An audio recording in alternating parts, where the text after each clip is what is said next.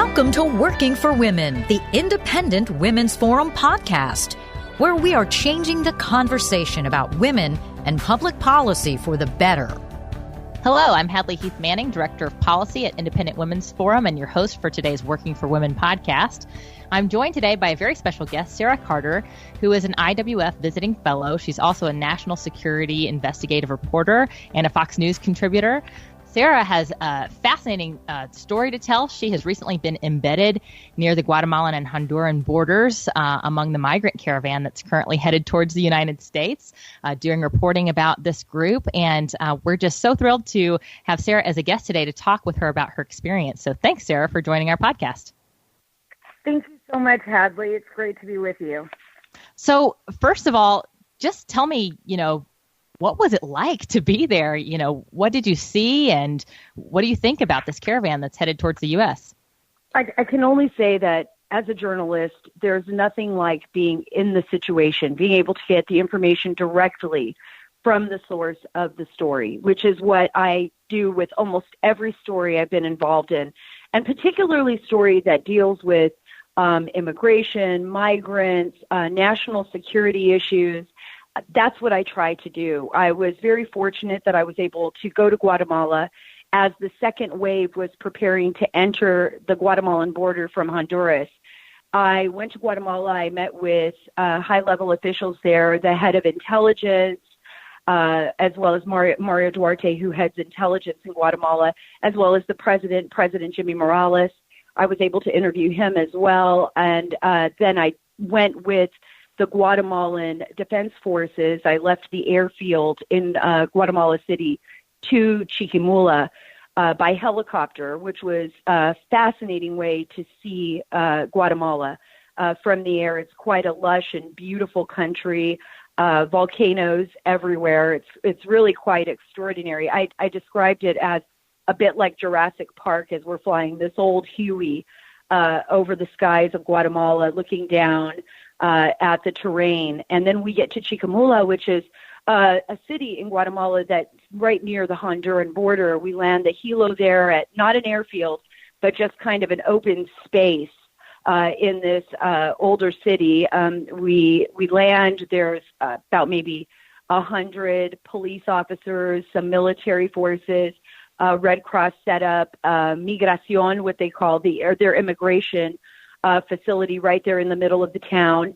And we take a vehicle from that point to the Honduran border, which was about maybe 9 to 10 miles away. And the first encampment I saw, there were roughly under, and I'm probably overestimating this, and I say this over and over again, but roughly under 200 women and children. That is what I was able to gather. Most of them were sitting around. There was one Red Cross van there. There were other people from migration services and some local police force, as well as some Guatemalan military officials. And then what I saw was unbelievable. As we get closer to the border and I walk my way up from the migrant camp, this makeshift camp, there were 1,500 approximately, give or take, men marching across the border into Guatemala, carrying a Honduran flag, a brand new Honduran flag, not a tattered one. They did not look tired. They did not remind me of refugees. Now, I spent a lot of my career overseas. I covered Afghanistan and Pakistan, as particularly the U.S. War in Afghanistan. And so I was very familiar with refugees and migrants and refugee crisis. Over there, when I was at the IDP camps, those are the internally displaced people's camps, I would see families with bags in their hands, tired, disheveled, their children maybe malnourished or hungry, dirty, exhausted from a crisis that was ensuing in Afghanistan, and looking for aid in Pakistan, of course, staying in tents, makeshift camps there. So there's definitely, when you see something happen, an event, a crisis or event, and it forces a migration of people like we saw in Syria during, particularly during the height of the Islamic State, and I was there also in Iraq. You see the people, they're disheveled, they're disoriented, they're trying to find food, they're trying to find a place to stay. It's heartbreaking. It's actually really a horrific sight to see. This situation was different. It was very well coordinated. They did not appear to be fleeing under any duress. And there were not a lot of families. It was a lot of men. And this was the second wave. You know, you mentioned the smaller number of women and children. It seems like an arduous journey to me. Do you know if those women and children had concerns for their safety along this, very long journey, and especially considering the very disproportionate number of men in the caravan? Do you think that there's a safety concern there? Oh, there absolutely was. I spoke to them. I speak Spanish fluently. I talked to some of the women that were there. They were very concerned. They were concerned about their children. And what was even more distressing was the fact that they were put to the front of the line. So the elderly, the disabled, the women and children were pushed to the front of the caravan. And it became a very dangerous situation, even for the Guatemalan government. And I interviewed them about this. In Guatemala, as in Nicaragua, El Salvador, Central American countries operate much like European countries. So people, as long as they have their appropriate paperwork, can travel freely through the borders. So, people here sometimes misunderstand that. They say, well, why did the Guatemalan government let them through? Well, as long as they have appropriate paperwork, they can come through.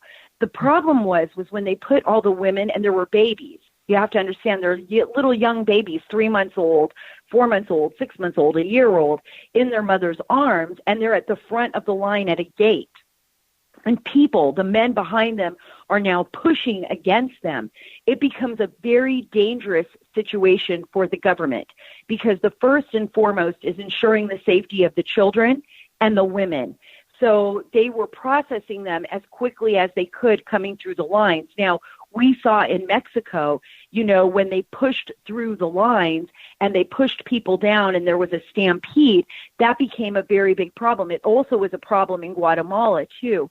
So they were very concerned about the safety and welfare of the women and children, not just because of the lines. Now, when you talk, I've interviewed many people on this migration, not just this one, but on migrations of the past when we saw the unaccompanied women and children coming through during the Obama administration, for example. A lot of unaccompanied minors were crossing the border. I was on the border to witness that as well. The children are sometimes sexually assaulted, many times. Some of these children are being trafficked by drug cartels. Sexual trafficking is something that our government has been fighting against. I think the Trump administration under Ivanka Trump, has done tremendous strides, in fighting back sexual trafficking. But in Guatemala, the group that I was with, the group that I watched, there were actually 7 underage minors that were not traveling with any parents whatsoever. They were removed from the group. The people that had them were taken into custody, and these were girls as young as 6 years old. This is a very dangerous situation, and for the mothers, sexual assault, the fact that their child could become ill and there's nowhere to go, the fact that they could be trampled on and injured in these stampedes, there really is no care or concern by the people that organize this type of migration about the people that are involved in it. So how is it organized, Sarah? Because I think that's one of the biggest questions that Americans have. We look at, we see the caravan, images of the caravan on our news stations here at home. It looks like people are walking with, empty hands almost. And so we wonder who's supplying the food and water. Is there medical care? Are there, extra clothing, blankets for people who are part of the caravan? How is this organized? How did people learn about it? Was it, how do people learn about these sort of waves where migrants travel together? Explain to us what you know about the organization behind this caravan. Well, this is what I was able to collect while I was down there for that short period of time last week. I was there for about 4 days. One of the things that kept coming up was the fact that the former government of Honduras, under President Zelaya and others, some of the people that have worked for him, were part of how this was organized. You have to remember, Central America, there's a very strong political battle ensuing between the leftist governments and the conservative governments, more conservative governments. We also know there's a lot of corruption in all of the Central American countries, something that some of them are fighting against, something that some of them are involved in. Sometimes we have to look at this, with various different glasses, because if you just look at the pictures, that is those pictures that are coming across from Univision, those are the Spanish stations out there, or CNN, Spanish language station, and others, you'll see a lot of pictures of women and children, and you think to yourself, well, maybe this was a natural event. Maybe they just all started to get together and made their way out because they're under duress in their own home countries.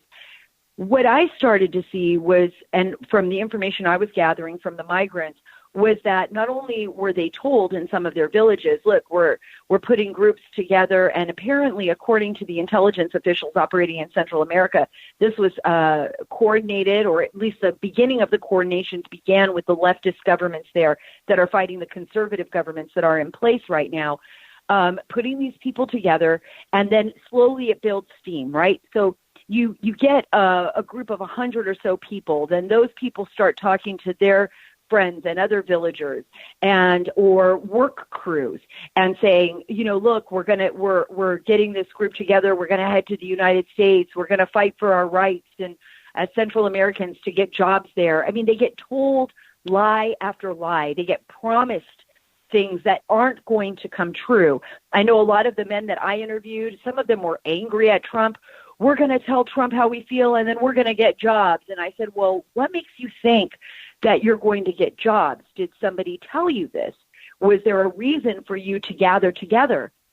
And they said, well, we know this. We know this because we've been told this. Well, who told you this? Well, our neighbors heard this, or the group of men that organized this heard this, coming outside of the villages. And then what happens is the media starts to pick up steam. And I'm not talking about U.S. media. I'm talking about the international media outlets that operate in Central America start saying these stories that these migration caravans are getting together. That's another way to spread the word and gather more and more people. Now, in El Salvador, what was really fascinating to me was just 2 days after I arrived home, I was given some documents when the third wave started to come through. So it's probably actually like 3 or 4 days. The El Salvadorian government was actually issuing pamphlets that showed the people that were joining that caravan how to maneuver their way through Mexico, where all the water stops were, where the medical facilities were, where they could get clothes, how they could get buses. Now, in Honduras, they bused most of the people to the border to Guatemala. They did not walk. So those buses had to be paid for by somebody. And we know that. And we also know that they were passing out money.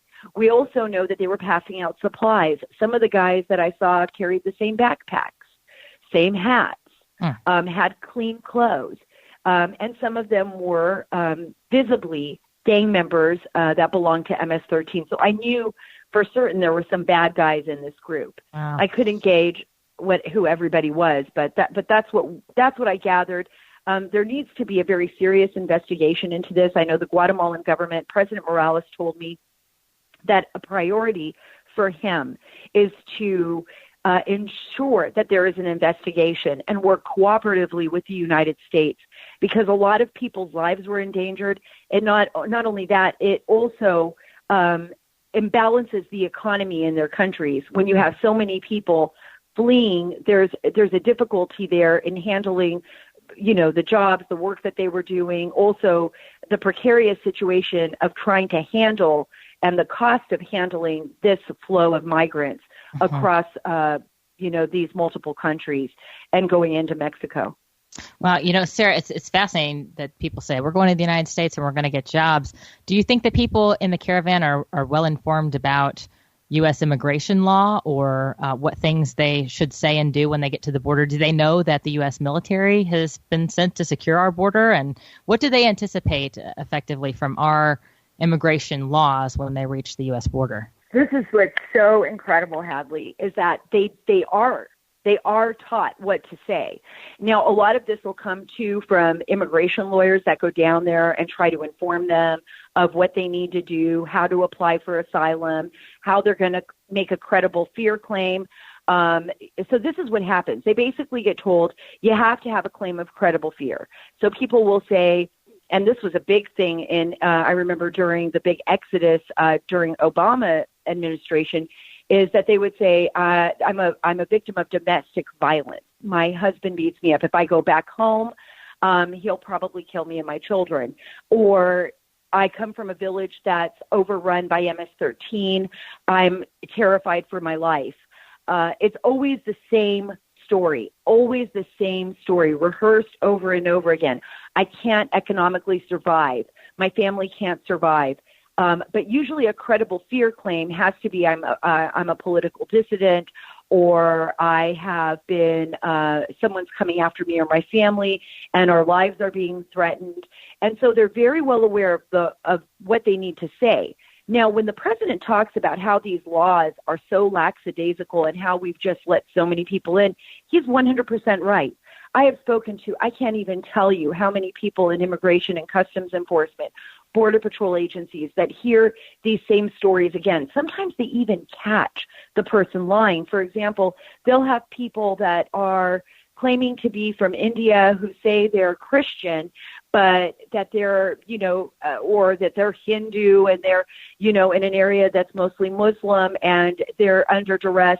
But then when they dig a little bit deeper, they find out, oh, well, this person's actually from Pakistan. They're actually Muslim. And they'll say to them a question like, well, what's the biggest Christian holiday for you? And they'll say something like, well, the 4th of July. Because they won't know the answer to that. They've come from so far, or they'll just make up something. But it doesn't matter. They say even when they find out, and this was particularly true under the Obama administration, that even when they did find out that this person wasn't giving them a truthful answer, they would still stamp them as approval to go to the courts, which means they come into the United States. They don't have enough space to hold them, and they release them out into they basically release them with a slip of paper that says report to court. So they have to report back to the courts to fight for their immigration status, but they never return to the U.S. court system. They just kind of disappear into the fabric of American society, not to be found again unless, for some reason ICE has a detainer or somebody comes into contact with them law enforcement-wise. So this becomes the overburdening problem in our society. Other ICE agents will say, look, our pre-asylum screeners are just stamping everybody in. There's no control. Every story seems so sad, or they believe every story that they're just letting them in.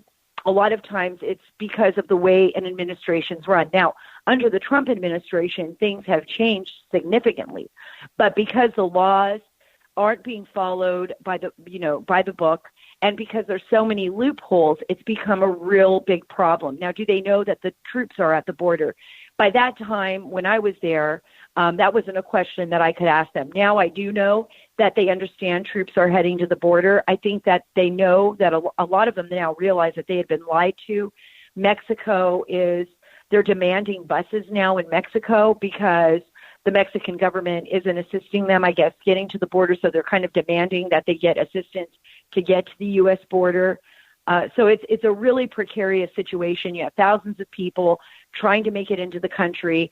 But remember, this has been going on every day for decades.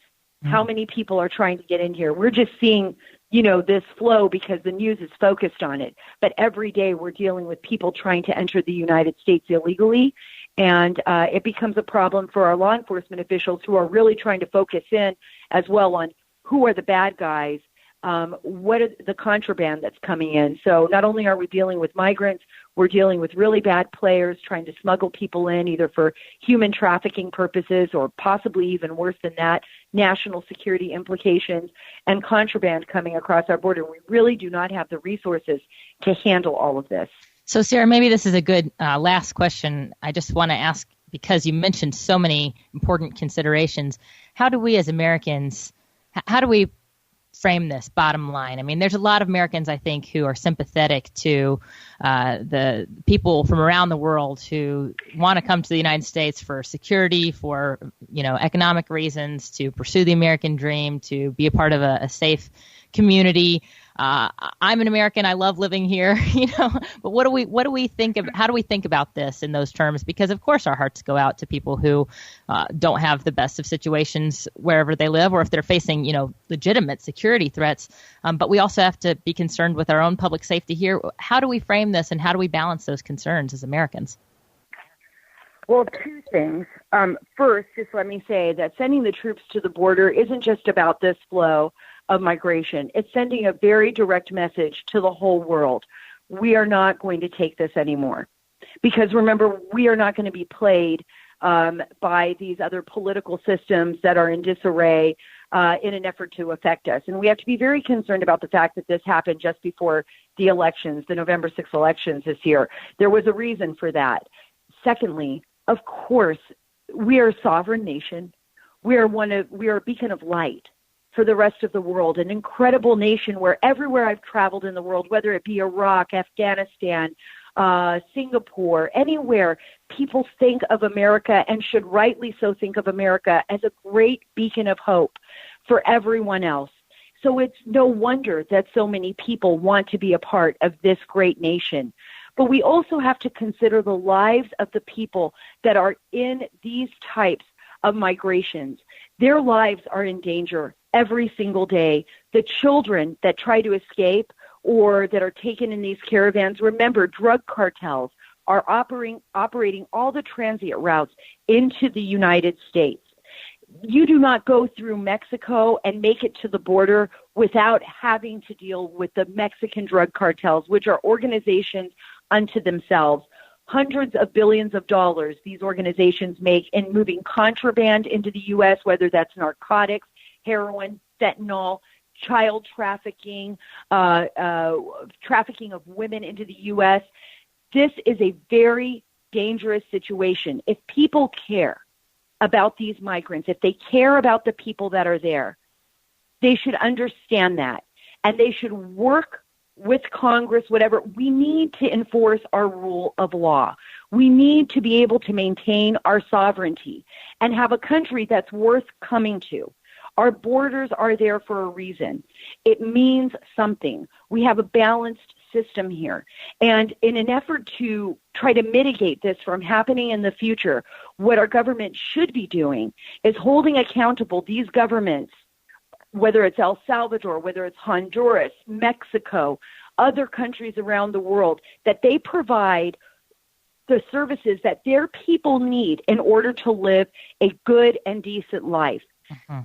We have to be responsible for ourselves. They need to be responsible for their nations. There should not be thousands of people fleeing from, our fleeing from the South to come north to America because their countries are so filled with corruption, are so filled with problems, both socially and economic issues that have really degenerated parts of the world. And in order for them to accept money from us, for our assistance, they need to be doing the work too to help mitigate that. It'll not only help their nations, it'll help us as well. And we can work together as partners. And I think until we get to that point where we really draw the line, and I really believe the Trump administration is doing this. This is the first time, and I've been covering this since the Bush administration. This is the first time that I've actually seen a president take a strong stance against this and say, look, this isn't just about migration. This is about national security and protecting the United States. We're a land of immigrants. Yes, that is true. But we're a land of laws. And in order for people to come here, they need to respect those laws. And we also need to hold their governments accountable. And the people who are organizing these caravans need to be held accountable because they're putting people's lives in danger. And that is not right. It's just plain wrong.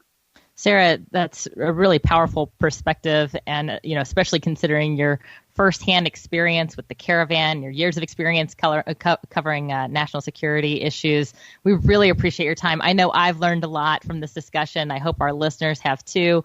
I want to thank Sara Carter. Again, she's a national security investigative reporter, Fox News contributor, and visiting fellow at Independent Women's Forum. If you want to learn more about Sara's work and other work that we're doing on immigration and a wide array of other public policy issues, I encourage all of our listeners to visit iwf.org. I'm Hadley Heath Manning, Director of Policy. Thank you, Sara, for joining us. This has been another edition of our Working for Women podcast. We'll see you all again next time, and thank you to our listeners for tuning in. If you enjoyed listening to this podcast, please give it a thumbs up, share it on social media, or stop by iwf.org for similar content.